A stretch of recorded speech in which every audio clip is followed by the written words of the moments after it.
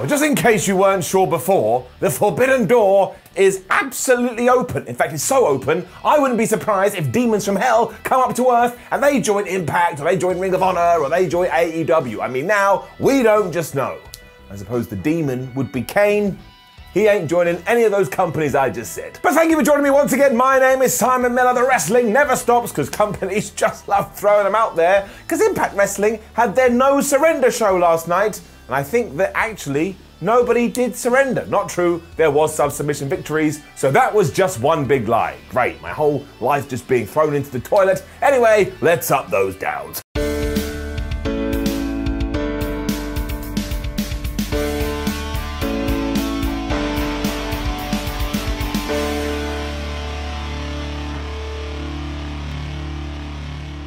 Real stories are just the best, aren't they? We started with a video for Tommy Dreamer who was saying, I'm 50 years old, I love professional wrestling, I had this success here, I had this failure here, but I don't care because I stayed the course and now I've got an opportunity to become the world champion again. He's also going to be wearing the same boots that he did when he won his first ever world championship, and I tell you, if you are a believer, for the slightest moment you went, maybe Tommy Dreamer is going to be victorious. Slight spoiler, he was not, but this was really, really nice.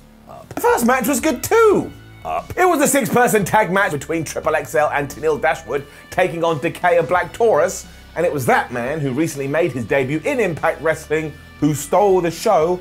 He is so flippin' strong. Have you seen Triple XL? They are very large people, and he was throwing them around like they were bits of paper. Of course, Caleb with a K was at ringside, and he just kept interfering as soon as he could, even though on Impact Wrestling a few days ago, Black Taurus had whooped his ass. So this guy, he just doesn't get it. And I do want to say, my favourite bit, even though I did see some people going, that was ridiculous, is when Tenille Dashwood got in the ring. She had like a matador bit of cloth, and she was going like, oh, matador, and Caleb with a K was taking a selfie.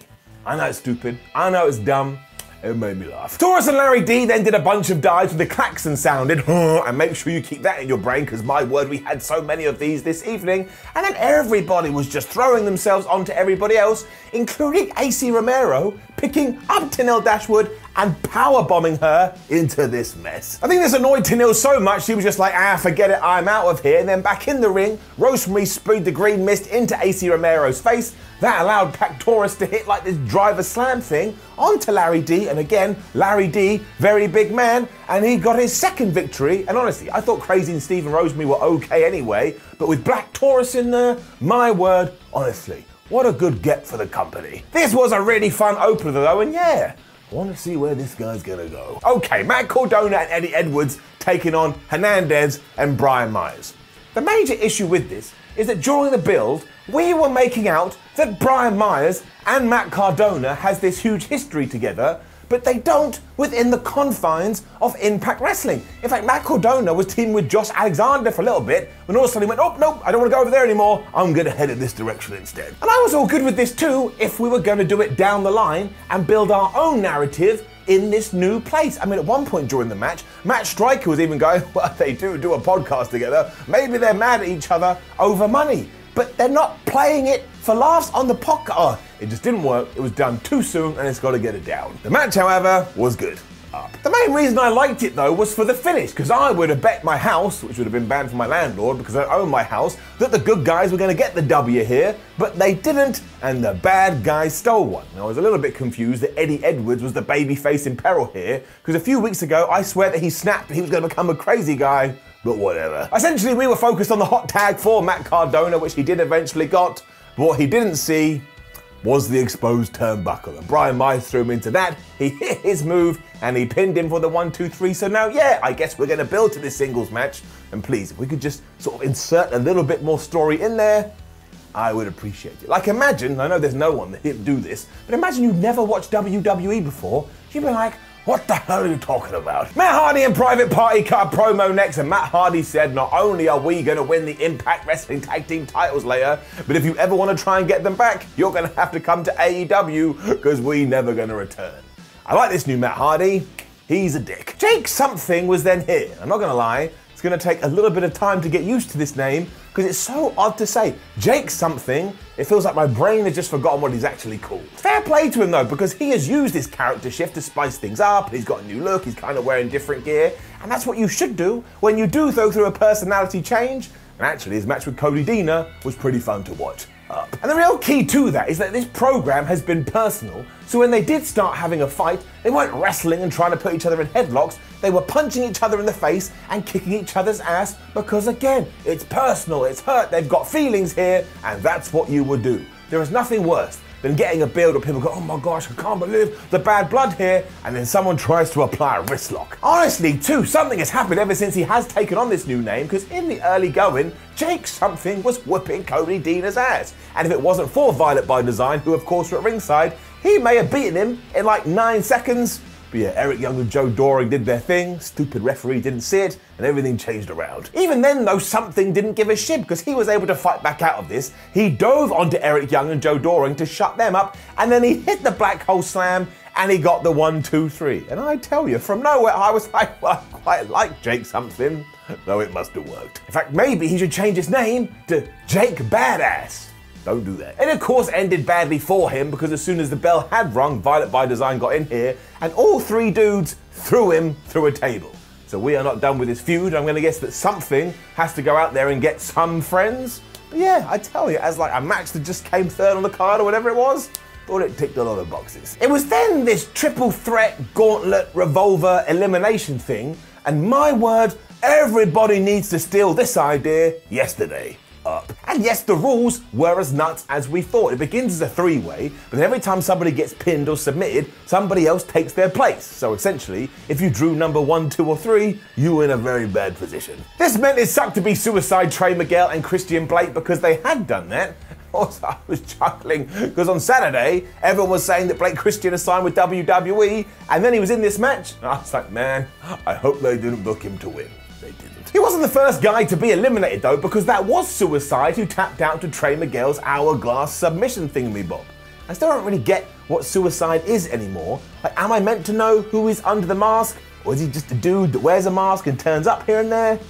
I don't know. Chris Bay was in next, and man, this thing just kept going up and up and up and up. He was tangling with Blake Christian, who managed to hit a Spanish fly on the floor, but then he went for that 450, and I swear, 9 times out of 10, it doesn't go very well for him. Because he went for it and instead went flying into Chris Bay's knees, who then hit like that vertebraker thing to get the 1, 2, 3. So it's bye-bye to Blake Christian in Impact Wrestling if those rumors are true. But also, I hope you go and smash it. You've been very good so far. Daivari was in next, and Trey was still dead from that Spanish fly, so he was just laying on outside for a little bit. But that kind of changed the pace up because now we had a basically one-on-one contest. And because Daivari is bigger than Chris Bay, he was just chucking him around at one stage, but as always, he got too arrogant. It meant when he turned around, he walked right into a Meteora by Trey Miguel, and it was bye-bye Daivari, who kind of falls into the same category as Suicide. Sometimes he turns up, sometimes he's not there. Once more, I don't get it. Josh followed, and oh my gosh, did we light a fire under his ass this evening. I honestly think he must have hit around about 68,422 suplexes here, and at one point, he took 2 dudes and gave them a double Death Valley driver. And I quite like Josh Alexander anyway, but after No Surrender, I was like, man, I am on the wagon. He also got rid of Chris Bay by making him tap out to the ankle lock, and when Willie Mack got in there, he kind of suffered a similar fate. I mean, we got a quick Tower of Doom spot here, because of course we did. There was multiple guys in a ring, and it was a pro wrestling show, and I'm only kidding around. The Tower of Doom spot always looked good, but unfortunately, Willie Mack was all like, I'm so proud of what I've just done, and then he got meteored by Trey Miguel as well, and he was out the match. Ace Austin was the last guy in, and he was selling it like it's going to be easy pickings, because not only did he have Madman Fulton in his corner, but he's the last guy in the whole shebang. But it was not, because instead what we did was all 3 guys got to their feet, they remembered what the X Division used to be when TNA was around, and they just went crazy. If you don't plan to see this, you have made the wrong plans. Again though, clearly the idea here was to turn Josh Alexander into a super duper singles star, because not only did he go beat up Madman Fulton because he didn't really like him, he hit that underhook power bomb thingamajig, and not only did he get the 1-2-3, but he is now the #1 contender for the X Division title, and I'm totally bought in. I was like, I don't care who wins later between TJP and Rohit Raju, give the flipping thing to Mr. Alexander. This was top stuff though, and again, Impact Wrestling, don't overdo it, but do not get rid of this stipulation. It was great. Our women's tag match was next, with Tasha Steelz and Kiera Hogan defending their titles against Havoc and Gavaya, and straight away I was like, wait a minute, what? Have I gone crazy? Because I'm pretty sure on the TV show on Tuesday, Scott D'Amore said, okay, we'll make it a tornado thingamajig and there'll be no DQ, but we also won't have the same referee as you had this evening because you do not like him. And I'm pretty sure it was this referee. And I don't want to be a wrestling nerd, but why make a big song and dance about this stuff on television if you're going to get to the pay-per-view and you're going to do it anyway? Down. And I will say, when it comes to the match, while they did have a lot of freedom, because of course no DQ, tornado tag, everything like that, I just didn't really think that it clicked. We did use weapons, so we had chairs and of course the ever handy kendo stick, and it was one of these that caused the end of it, because Havoc was in control and she went to like crush both of the tag team champions. They got out the way and she went flying into a steel chair that had been wedged in between the ropes. That allowed Steelz to then hit a cutter and get the 1-2-3, and here's what we need to do. Firstly, I think we've come to the end of this feud. It just feels like we have, but also maybe we should do a program between Havoc and Navaya, because when we were done here, they were looking at each other like, well, I think you did it. And then there was like, well, I thought you did it. Maybe they're not friends anymore. Just feel like we've done all we can. Good promo with Rich Swann afterwards. He reminded us that Moose has been banned from ringside later, so he won't interfere in the main event, and then promised that he has one final birthday present for Tommy Dreamer, and it's gonna be a new set of teeth. Because during their contest later, he's gonna smash his old ones up. I was slightly like, Rich Swann, the joker's on you there. Do you know how much new teeth cost? I hope you got a lot of money. TJP and Rohit Raju were then going at it again for the X Division title, and while this feud has been going on a long old while, they just have such good chemistry. Now Impact kind of did give away the proper ending, because before the even bell sounded, Rohit Raju had beaten TJP up so badly that he had a physical 1-2-3 cover over him, but the ref was like, what do you want me to do, you absolute moron? I haven't rung the bell, so I ain't gonna do nothing. I only start working when I hear ding ding ding. You don't do that if Raju was gonna become the champion, so it kind of gave that away. But there was a tiny seed of doubt because of course Mahabali Shera was on the outside and he kept interfering too. So if you wanted to believe, you were perfectly able to believe. Although you were also stupid. The story here was awesome as well, because it all tied into how long they've been having fights. Because they've had so many matches, now they're able to telegraph each other's moves, so it just went transition, reverse, transition, reverse. It was so smooth, it looked like flying swans. Rohi was pissed before long, so kept telling Shera, man, you gotta get doubly more involved because I'm sick of this guy. And he tried to work over TJP's arm. And that kind of worked, because when the champion went for the Mamba Splash, he wasn't really able to hit it properly, and Rohi got out of the way. His plan was coming together. They then went nuts after this as they continued to reverse each other's submissions, and Raju hit the Mumbai drive-by for a really close near fall. But even though TJP had missed with 2 Mamba Splashes up to this point, he was able to hit a third and retain his championship. Honestly, I thought this was fabu. I'm gonna guess that this ends the feud as well, especially because now Josh Alexander is gonna get his shot. But honestly, I didn't really know much about Rohit Raju before I started watching Impact Wrestling properly. He has won me over. I am a fan. Great promo with Tommy Dreamer afterwards. It was kind of just exactly the same as what he'd done during the opening video, but he was just pouring with emotion here and was desperate to get that one last world title reign. And again, honestly, if you wanted to buy into this, he was absolutely making sure you could do it. We then had another 6-person tag team match, as it was Suzanne Kimberly and Donna Parazzo taking on Jazz, Jordynne Grace, and ODB. I tell you what, it was okay. Everyone, and I mean everyone, hit dives to begin with, and in the distance I could hear Jim Cornette having a meltdown, and then this kind of just fell into traditional multi-person wrestling tag team match. The bad guys were beating up the good guys, and we were just waiting for someone to get a hot tag, especially because Jordynne Grace, she was in a lot of trouble. ODB was the person to get this, and she beat up Susan for a while, and then very early on we got the Kraxon, which of course signals that everybody can get in the ring and start hitting their big moves. It just happens every time. Suzanne raked Jazz's eyes at one point, which meant Jazz accidentally attacked Jordynne Grace, so we're going to need to see what happens there. But she almost instantly got her revenge, because Jazz applied the STF and she got the win for her team. So either we are going back to Jordynne Grace versus Jazz, but this time they're going to hate each other, or maybe Jazz is going to get a knockout title shot. I can't really figure it out. We shall find out eventually, I guess. And yeah, like I say, this was just a fine wrestling contest. Kinda came and went. We then had yet more multiple person matches afterwards, and I was like, this shouldn't have been called No Surrender. It should have been called No Singles Matches. And that's when I realised I shouldn't be allowed to promote anything. The tag team titles were on the line though, so it was the Good Brothers taking on James Storm and Chris Sabin taking on Private Party. And I tell you this, it was just good. I know I say it all the time, but it was up. There was a little bit of teasing both in the match and afterwards that maybe Matt Hardy and Private Party aren't long for this world, because Chris Sabin took Isaiah Cassidy to one side at one point. He's like, look man, you're a really good pro wrestler. You don't need to hang out with this schmo. Maybe you need to rethink your actions. This was also always going to build to a hot tag for James Storm, because actually when you go through all the teams, Gallows and Anderson are bad guys, and so are Private Party, and Chris Sabin was always going to be the babyface in peril, and that's exactly what happened.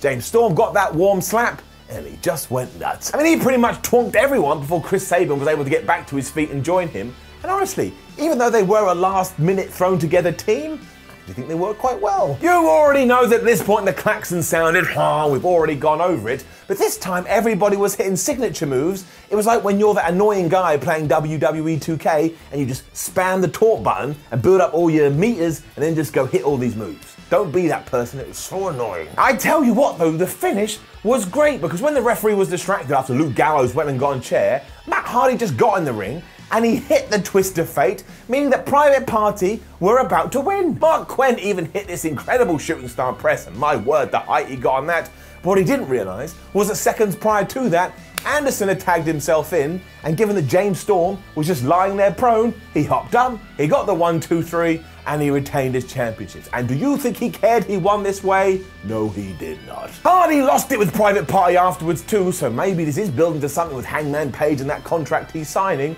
But yeah, really decent match, a bunch of stories we can now swim through. Gallows and Anderson are still your champions, and I bet they're going to fight the Bucks for it soon.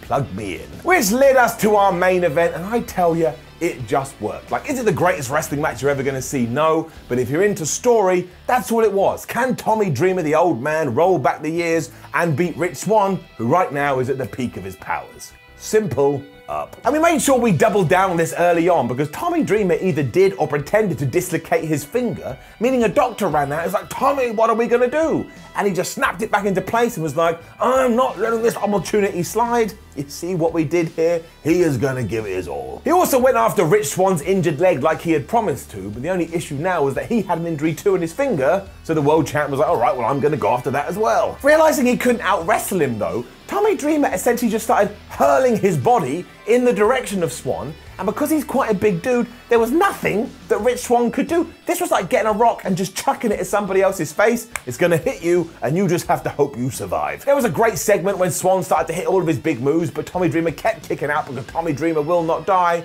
and there was a super duper near fall after a Death Valley driver. Just for like half a second, I actually thought he'd become the world champion, because I'm a moron. Instead, it just allowed Swann to get one last lick in, climb to the top rope and hit one of the best Phoenix splashes you're ever gonna see in your life. He is still your world champion, and before you could even have any sympathy for Tommy Dreamer, out came Moose. He was like a runaway freight train here and absolutely wrecked Rich Swann and may have killed Tommy Dreamer, for all I know, and the show kind of went off air with him lifting up all the titles, and it's quite clear what our new direction is, and it wouldn't surprise me if it ends with Moose actually becoming the Impact World Champion. I mean, who has more momentum than Moose? And it felt like that was the end of the show too, and you were absolutely meant to think that, but Impact had one final surprise up its ass.